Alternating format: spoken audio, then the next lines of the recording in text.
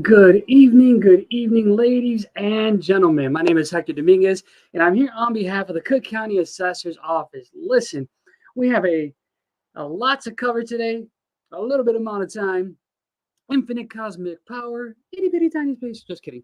But that's what we're going to do tonight. So, couple housekeeping rules. If you have any questions and your brain is all over the place, like mine is, we have a section right here in the comments where you can just write your question in right now. I see we have a couple of people that have already done that. Great job. If you're like me and you're going to forget what your question is, if you don't say it, ask it, or write it down, that's what's going to happen. So go ahead and use this right here. Secondly, we ask that you share this presentation. So if you're watching us on Facebook, please comment and tag somebody. Please share this with somebody. Please do something. Send a smoke signal. We want to get as much attention to this broadcast or this stream as quick as possible. So, without any further ado, let's jump right in. If you're here today, it is because we are going to be covering certificate of errors.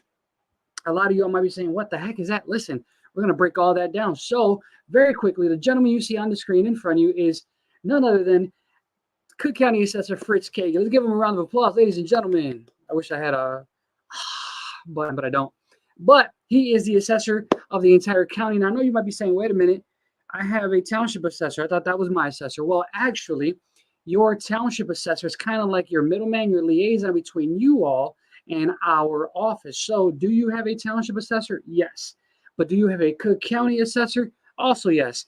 Does your township assessor work for the assessor's office? Negative. So, hope that clears things up. Let's go on to the next slide. So very quickly, what is the responsibility of the assessor's office? There are plenty of things our office does, but what I want to draw attention to are the following. We have 1.9 million different properties in Cook County.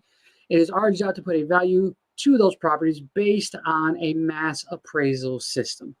Secondly, we give you discounts, so property exemption, so the homeowner exemption, the senior citizen exemption, the senior freeze exemption, all of those things come from our office. Fun fact, your exemptions are calculated by your township tax rate. That means if your township tax rate increases, then so does your discount amount.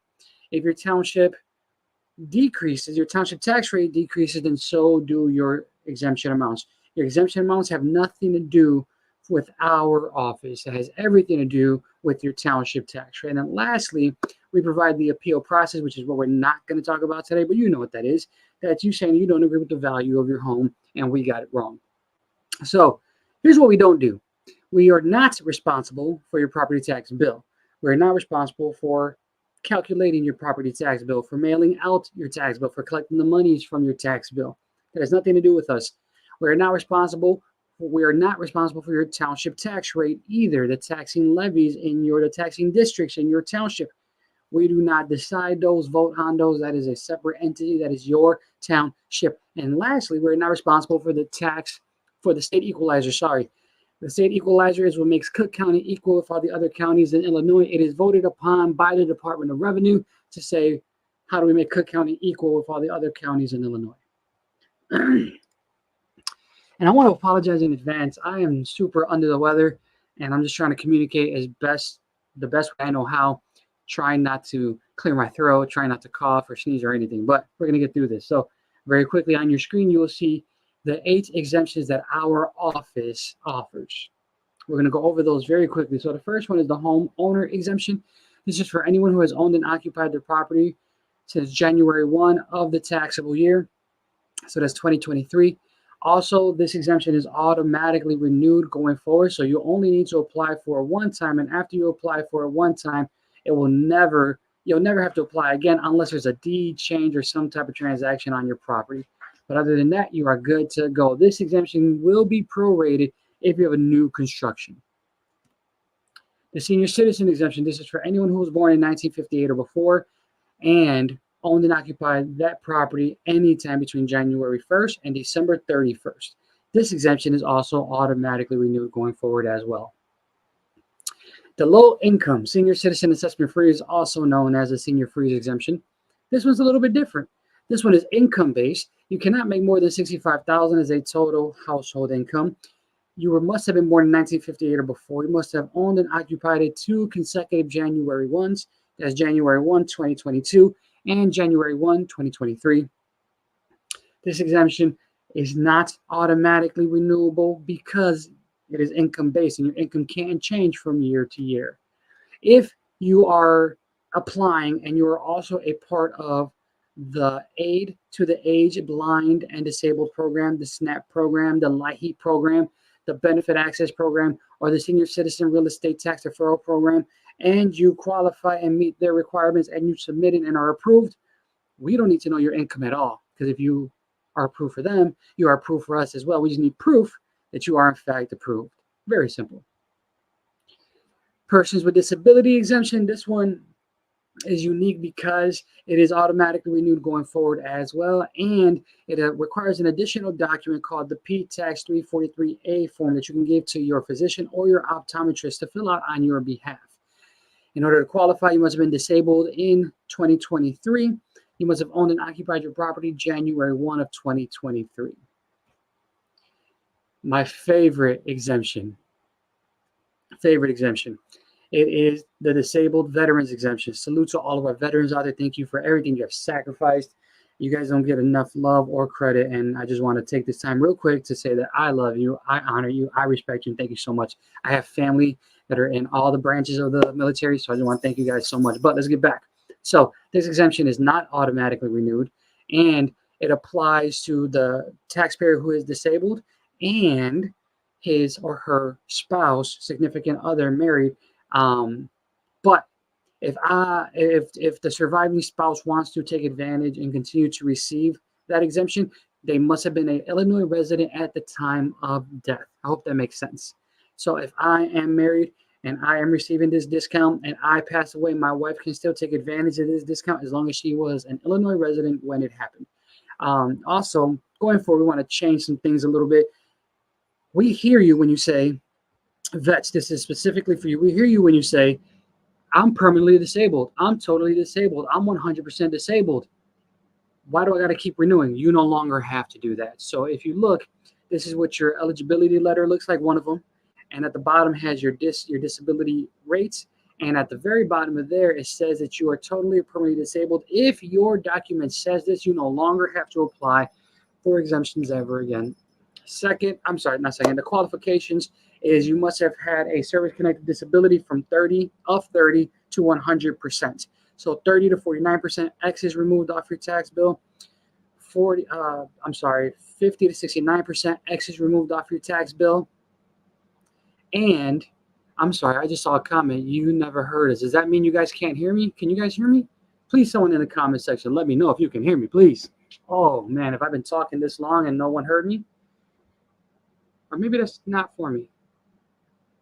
I don't know. Someone write in the comments if you hear me or not. But this exemption, if you are 70% or greater, you do not pay property taxes at all as long as your home is not worth more than $800,000. So that's very awesome. Also, we caught wind of individuals trying to finesse the system. If you are a disabled veteran and you own a building and you are in one of those units and you are renting the other units, your exemption only applies to the unit you own and occupy, not the other ones. Returning veteran exemption, this is for anyone who is returning from active duty with armed conflict with the United States of America, and you must have owned and occupied that property January 1 of 2023. This exemption is cool because it's kind of like a 2-year exemption. It's for the year you're returning for 1 year later. The long-time exemption, everyone's favorite exemption. This is for anyone who has owned and occupied their property for 10 consecutive years. So it's January 1, 2013, all the way through January 1, 2023. You cannot make more than 100,000. I'm sorry, that's my dog.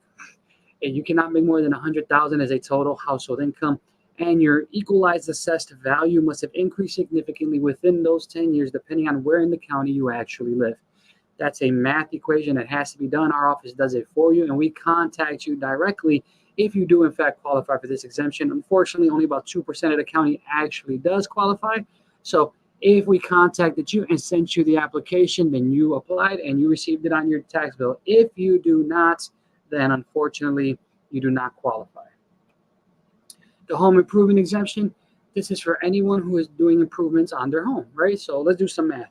If your home is worth 100 grand and you make $75,000 worth of improvements, according to this exemption, you are not going to be taxed on that $75,000 for 4 years. That means when your home was worth 100 grand and it should have been taxed at 175 because you had that extra $75,000 worth of work, we're not going to add that onto your assessment for 4 years. Now, this is what your tax bill used to look like.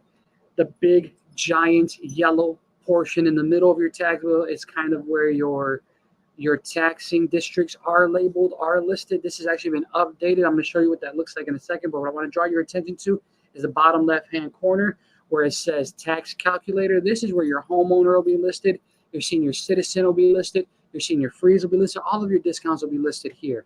But this is what I want to show you guys right here. This is what your new tax bill would look like, that middle portion. And it'll actually label out for you and let you know, hey, last year you paid more in taxes for your Board of Education. Hey, last year you paid more in taxes to the city of Chicago. Hey, last year you actually paid less in your water reclamation. It's literally listed there for you. If you guys are missing any exemptions that you believe you qualify for on your tax bill, certificate of errors are now open. You can contact us directly at cookcountyassessor.com. Click on the exemption tab, and then from there, go ahead and scroll all the way down to certificate of error.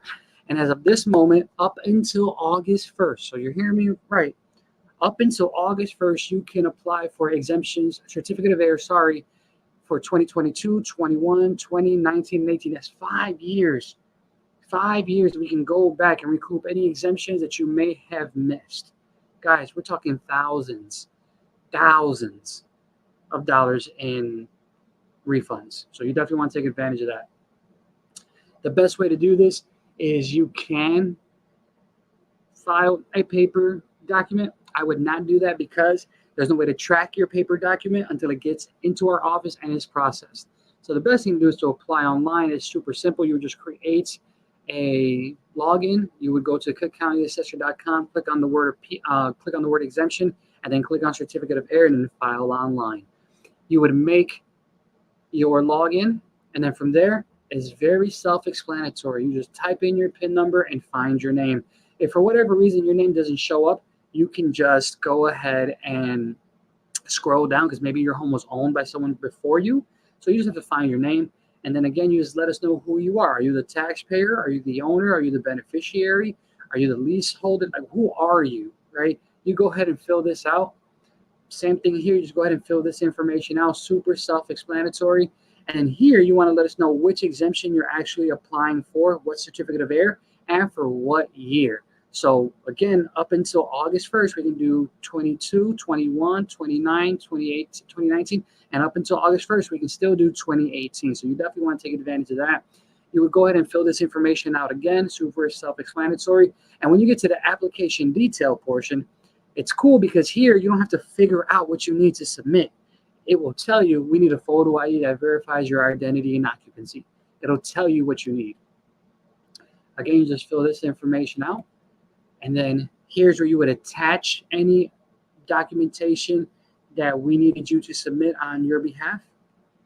And then you would just sign.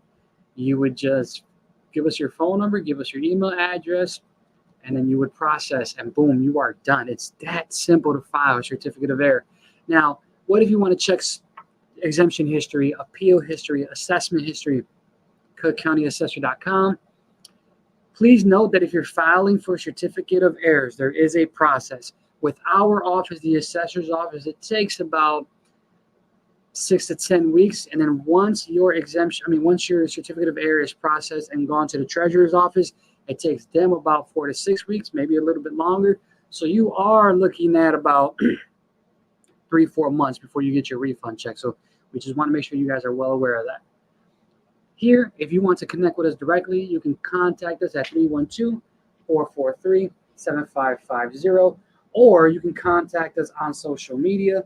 That is on Facebook, on Twitter, on Instagram, on LinkedIn, on YouTube, or you can make an appointment to come see us directly at the downtown location, 118 North Clark, our Bridgeview Courthouse location, my old stomping grounds, 10200 South 76th Avenue. the Markham Courthouse location at 1651 South Kedzie, or the Skokie Courthouse location at 5600 West Old Orchard Road. Guys, there's a QR code on the screen right now, and I would love it if you guys open up your camera apps and just hover over it, because when you do that, you are brought to our Linktree account. And when you look at our Linktree, does this work? Well, you get the idea. When you go to our Linktree account, you can file for your exemptions there. You can file for a certificate of errors there. You can file an appeal there. You can sign up for our newsletter, which keeps you in tune with everything that's happening. You do all these things right there. But enough with me boring you guys. I am going to start answering some questions. This is my favorite part of the night. Give me this. Let's go into these questions. So, YouTube question, 20 points. When can seniors apply for the senior exemption for 2024? So I'm assuming your question is, when can you apply for the 2024 senior exemption application? That'll be in the spring of 2025. We pay our taxes 1 year behind. So that means even though we are in 2024, the taxes we are paying are for 2023. That's why your exemption paperwork, everything said 2023 on it. 2024 exemptions will be available spring of 2025. Great question. Who do we contact in regards to our exemption being lowered? So the reason why your exemption amount was lowered is because it is connected to and directly affected by your local township tax rate.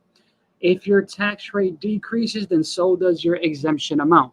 If your tax rate increases, then so does your exemption amount.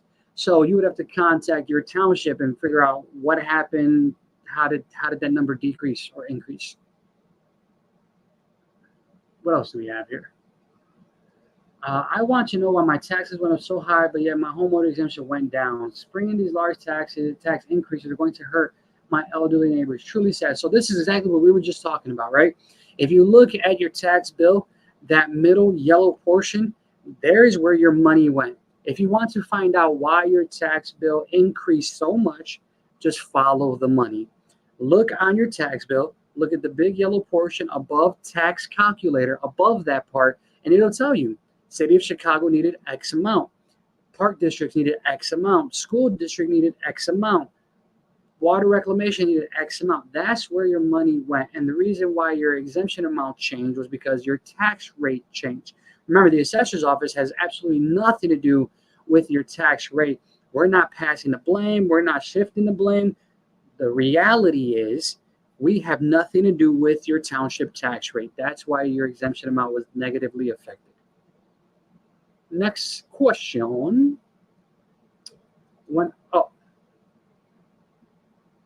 When I called today, I waited more than an hour on hold with no. I am so sorry. As you can imagine, our phone lines are being flooded by taxpayers literally all day, and unfortunately, this is a very bad representation on our end, and I apologize. But the fact is, we are just being flooded.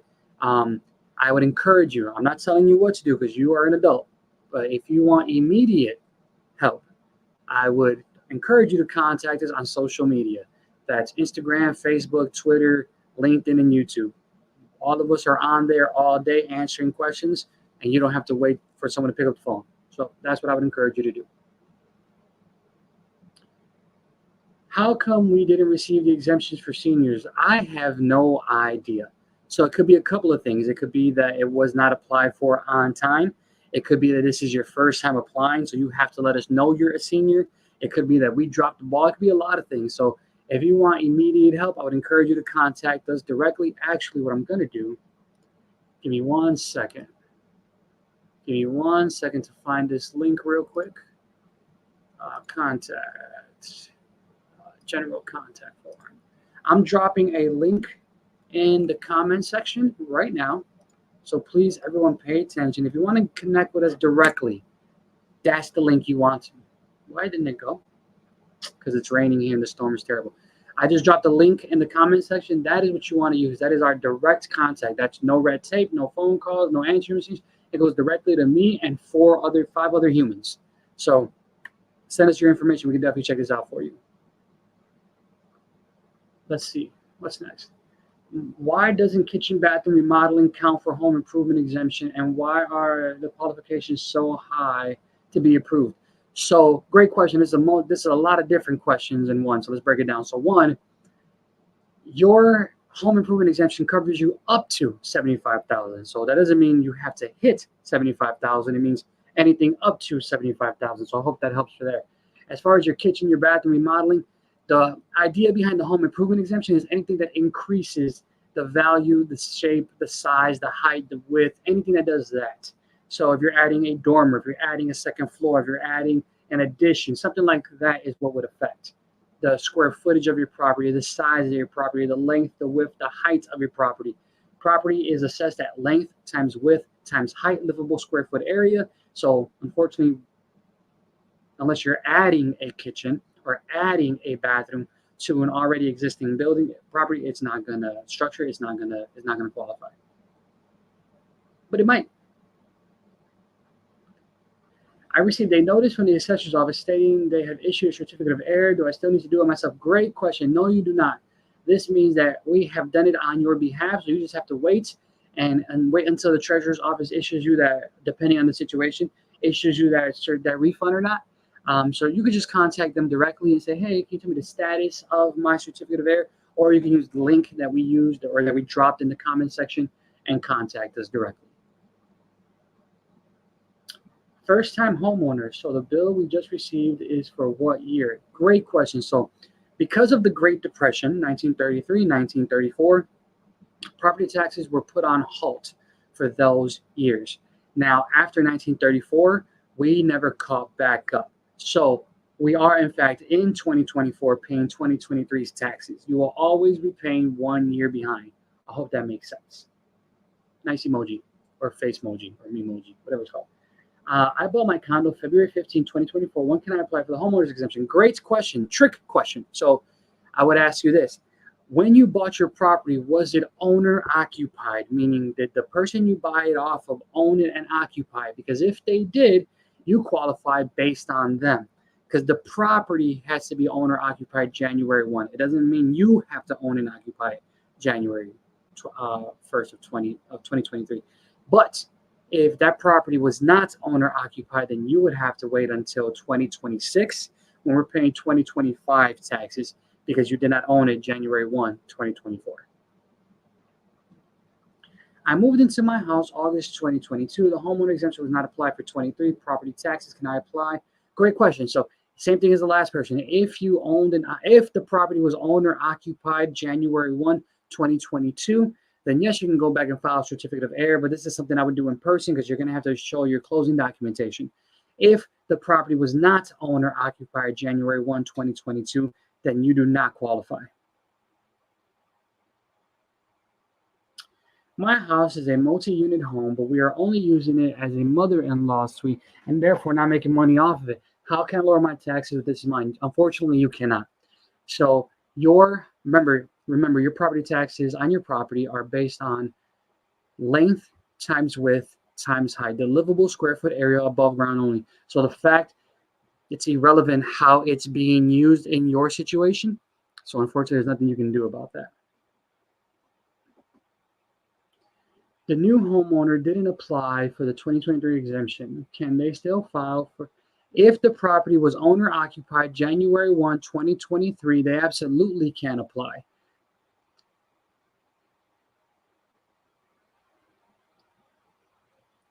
Do condominiums need a special homeowner's? Oh, great question about co-ops. So co-ops are done a little bit differently. So most co-ops have like a managing firm or a managing organization that handles all of this for you. So what would happen is they would apply for your homeowner exemption on your behalf. And then all of that is processed. And then if there are any refund checks or any certificate of errors, it's issued to them and then they distribute it how they would. So that's something you definitely want to connect with your managing company with, because that's who would take care of it. But great question. I can't select 2023 for a certificate of error. That's strange. So contact us directly and then someone will reach out and figure out how to help you. Sorry about that.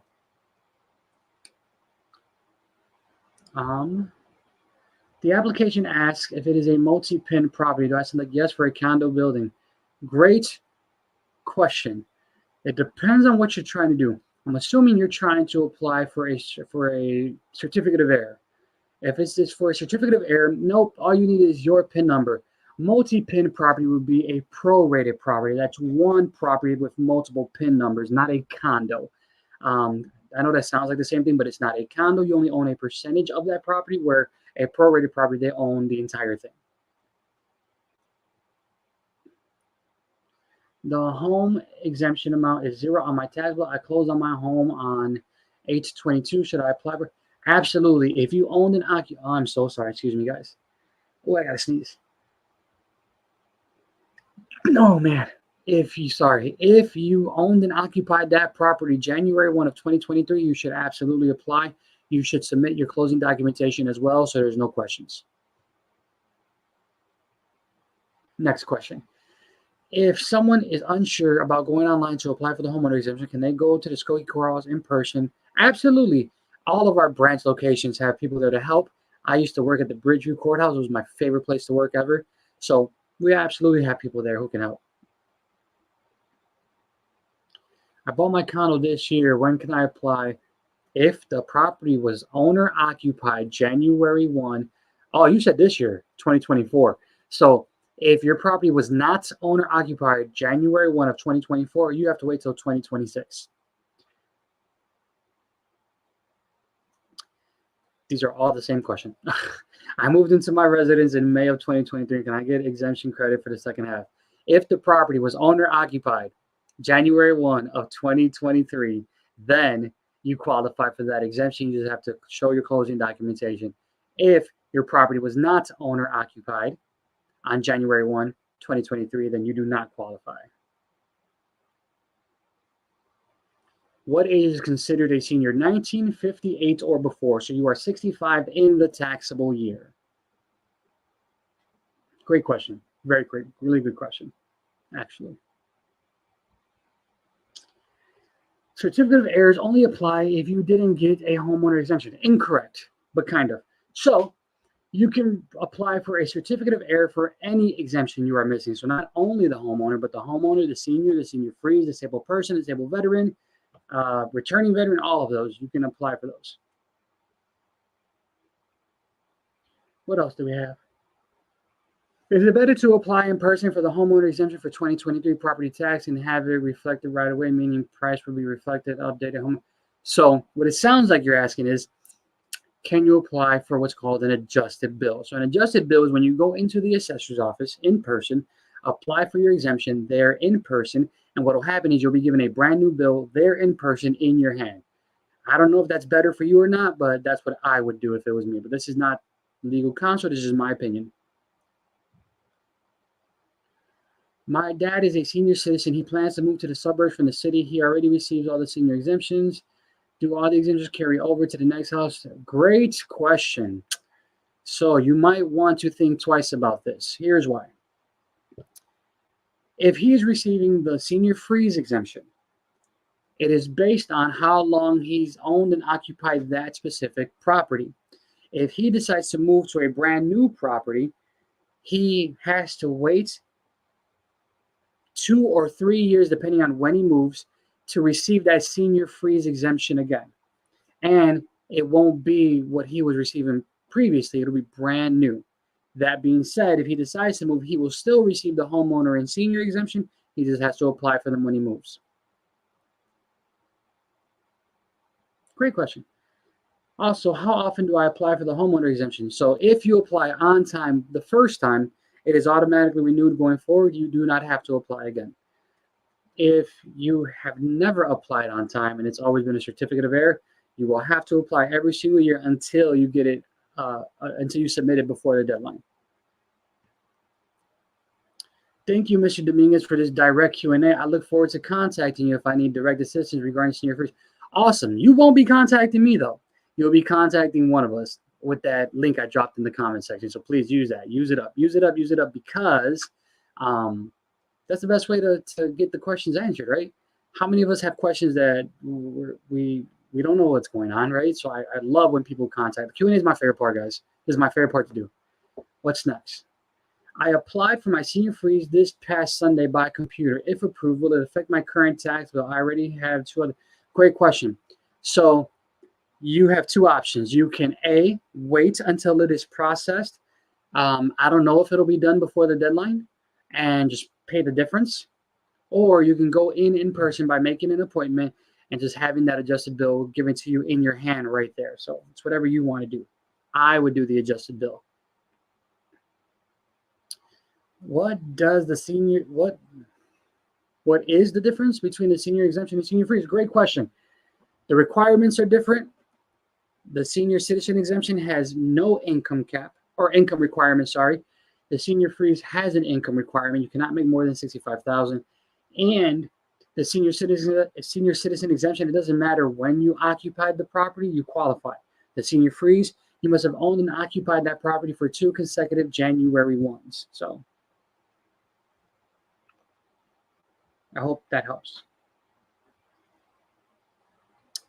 Do your senior exemptions automatically kick in when you turn 65 or 66? Great question. The answer is no. We do not know how old you are, so you must let us know how old you are. So if you were born in 1958, you have to let us know next year. If you were born in 1959 around the springtime, you want to let us know as well. Are there? Let me see. I can see he's not answering any of my questions. I'm not picking the questions. I'm so sorry. But if we don't have any more questions, well, we have another one. Let's see what this is. So these questions are all about certificate of heirs. That's what this presentation is about. But your question will not go unanswered. We're actually going to stay in here once this presentation is done. Go ahead and answer these questions. So your questions will be answered at a later date before the week is up for sure. So please don't freak out. Please don't. We're going to end. This is what we do, guys. This is what I love doing. So don't freak out. Oh, we have another question. Sorry, I joined late. Who do I contact to make an appointment to get an adjustment on my bill? You can contact us directly. I'm gonna throw the link in the comment section one more time. Actually, no, I'm not. What I'm gonna do is, I had a Jim Carrey quote coming, but I would have got in trouble. What I'm gonna do is schedule an appointment. I'm going to drop our appointment link in here. So you want to connect with us directly and make an appointment, and then that way we can help you.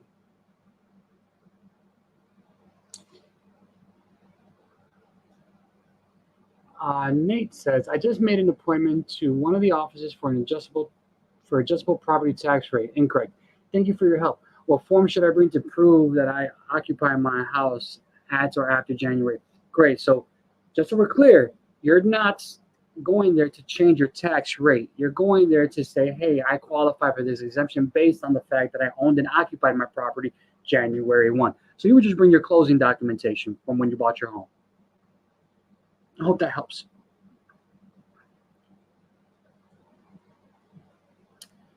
Is a senior able to receive both? Great question.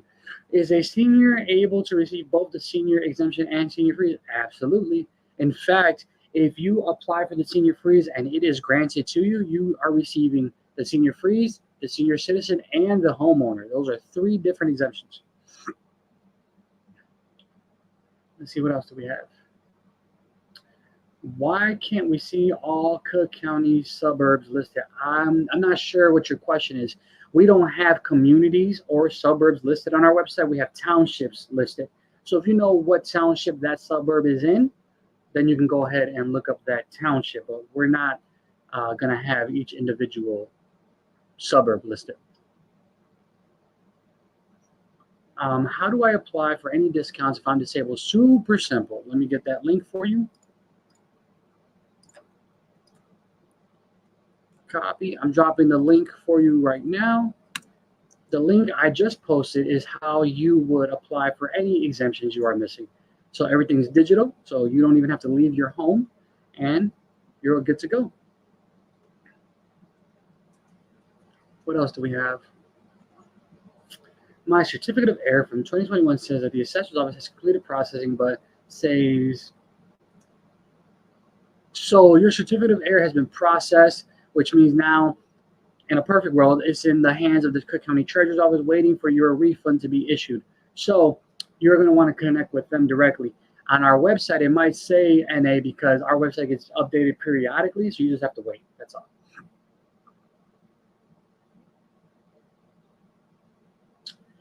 If a senior citizen loses a senior freeze due to income for 1 year but qualifies for the next year, will the freeze be reinstated? Absolutely, but you have to apply for it. Great question. So yeah, if you've been receiving it for 10 years and then on year 11 you hit the lottery, year 12 you're broke again, yeah, you can apply. That's no big deal. You just have to prove your income. Great question. Great, excellent question. What else do we have?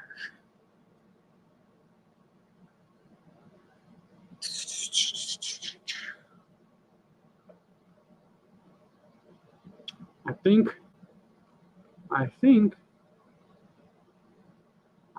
that is it. A couple of just things I want to highlight real quick. Don't forget that August 1st is the deadline for your certificate of errors for 2018. Also, if you are trying to figure out who actually qualifies for exemptions, it's the people that are on the deed of the property. So they must own and occupy that residence, right? So if my child has a disability, I cannot claim a disabled person's exemption unless my child owns that home with me. I hope that makes sense. But I am done for tonight. If you, well, we have one more question. Where can I see bills from 2018? Any tax bills? Our office has zero, nothing to do with tax bills. You have to contact the Cook County Treasurer's Office. You can contact them directly. But it was a good time. I had a great time with you guys. Thank you guys for having me. It's dinner time. You literally could be anywhere else in the world, but you want to know, does income affect qualifying your home setting? So the homeowner exemption, income has nothing to do with the homeowner exemption. Not at all. Not at all. You could be a millionaire and still receive the homeowner exemption. If you're responsible for a senior, we just answered this question. So whoever is applying for the exemption must own and occupy that property as well. So if they do not own or occupy that property, they cannot.